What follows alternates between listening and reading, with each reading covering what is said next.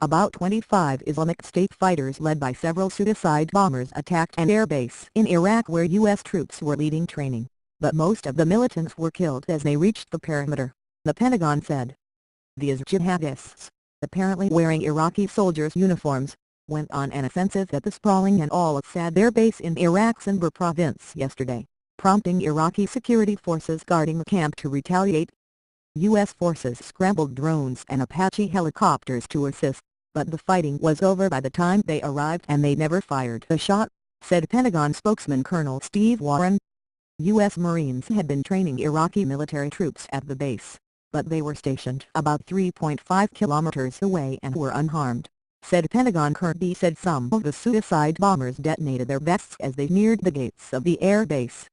He said it was as yet unclear if the militants were able to breach the facility, stressing that Iraqi officials were trying to get a better understanding of how the attack unfolded. It does appear now that most, if not all of them, were wearing Iraqi uniforms, Kirby said to the attackers.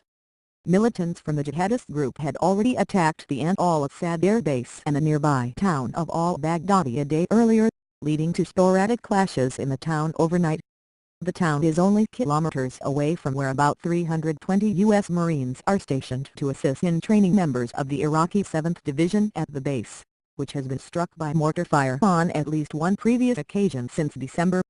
However, Kirby said the fall of al-Baghdadi, one of the few towns that had remained under the Baghdad government's control, did not represent a major setback in the overall war effort. It's one town. It's not all of Anbar. It's not all of Iraq, he said. An Iraqi official said the Islamic State had been cleared from most of al-Baghdadi, with the remaining fighting centered around a police station. That conflicted with reports from a tribal leader who said the jihadists were still in control of much of the town. Kirby said U.S. assessments indicated Islamic State fighters were in control of al-Baghdadi. Ongoing clashes and poor communications in the area made it difficult to confirm such reports.